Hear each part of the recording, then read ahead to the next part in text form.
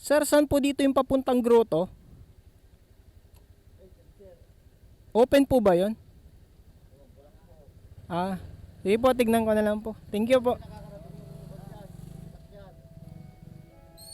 Maglalakad po. Mga ilang minuto po papunta doon? Ah, apa. Hindi mo naman yung iwan yung sasakyan mo dito.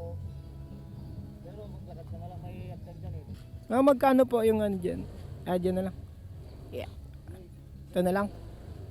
Okay, sige. Maputik ba dun, sir? Hindi naman. Ewan ko lang sa bandang bundok. Oo. Okay, so dito nga guys, yung papuntang or paakyat ng grotto. Kaya, pero sabi naman ni kuya, diba may nakalagay kasi dito, bawal pumasok. Bawal po pumasok dito, multa 500. Pero dito naman pwedeng ano, mag shortcut. So, yun. May mga ahas daw dito, pero ayan, may ano, may mga tao. Sabi nila may mga ahas. So ito yung madadaanan natin dito guys. Kuya, papuntang grotto ba to? Ay, hindi. First time kong gawin ito. Okay, subukan natin guys. Pag nakita daw natin yung hagdan, ibig sabihin doon na yung step papunta doon sa paakyat ng grotto. So may mga nakasalubong tayo kanina, isang babae at isang lalaki. Nagtanong ako, di daw nila alam. Pero sige, yun naman sabi nung ano eh. Sabi nung matanda kanina na napagtanungan ko. Yun nga po, ito daw yung paakyat. May nakalagay lang talaga doon na bawal pumasok. Pero madulas dito guys. Umulan kasi kagabi. Sige, subukan natin. Pero yung nakita ko kanina parang iba yung ano nila. Parang ang saya-saya nila. Paakyat po ba to ng grotto? Grotto po. Paakyat ng grotto ba to? Grotto. Grotto po.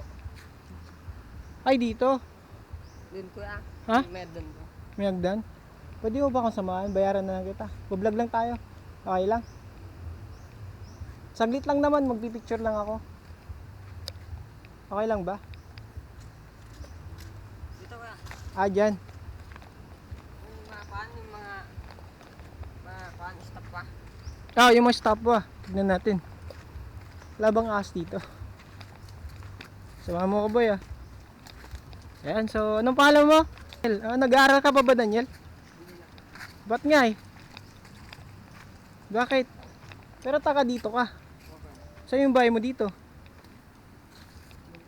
Anong ginagawa mo dito? Ha? Punta sana ako sa bundok. Bundok? Anong gagawin mo sa bundok? Anong gagawin mo sa bundok? Magkakanta na lang paan. Kahoy. Hindi kuya. No? Yung mga ganyan. Okay, so sabi naman po kasi nila kuya, once nandun ka na raw sa may pinakatuktok, matatanaw mo na raw ang buong mga tarom. So di ko lang alam kung totoo yung sinasabi nila, pero check natin.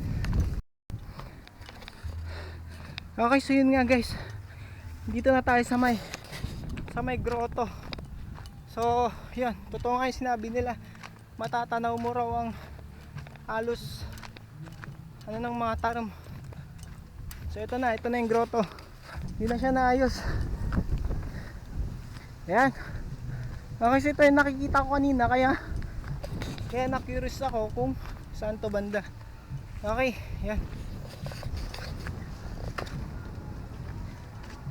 Nagpaalam naman ako dun sa ano, dun sa may tapat mong yung cottage doon. Sabi naman pwede naman daw. Sinusunog kasi to eh. Ha? Sinusunog ito. Sinusunog kaya ano. Di na naayos. Yeah. Ay. Buti na lang may nakita ko ditong bata. Sinamahan niya ako papunta dito. Ingal na ako.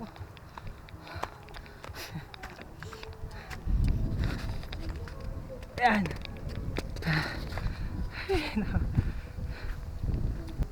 Yun.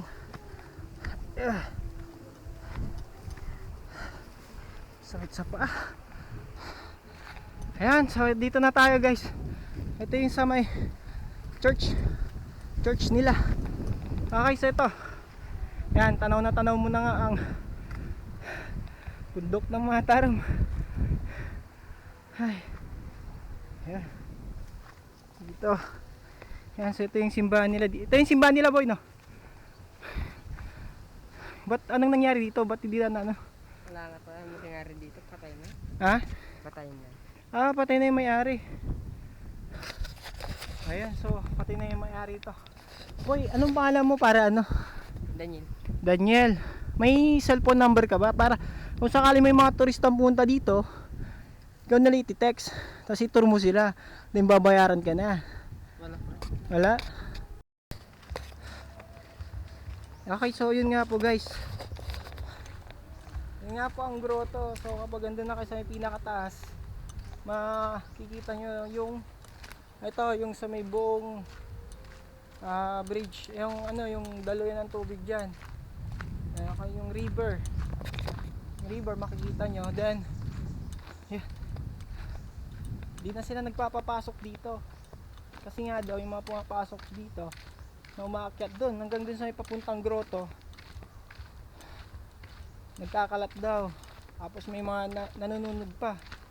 So yun, so bawal dito ang dala ng sigarilyo.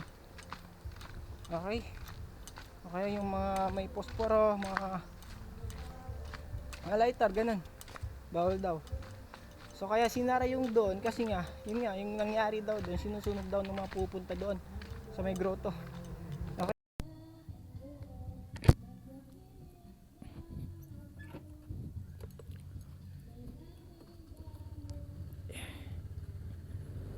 So doon po sa may Pakalat River, mayroon din po kayong pwedeng puntahan na grotto na kung saan matatanaw nyo ang buong mga taram kapag andun na kayo sa may pinakatuktok ng bundok. Tapos sa may grotto naman, hindi naman siya malayo sa may Pakalat River. Mga ano lang siya, 5 to 10 minutes kung nakamotor kayo. Tapos aakyatin nyo na, may makikita kayong hagdan doon. Tapos yun, yung part na yun, aakyatin nyo na hanggang sa makarating kayo doon sa may grotto. Yun lang po guys, at salamat po sa inyo. At God bless you all mga idol.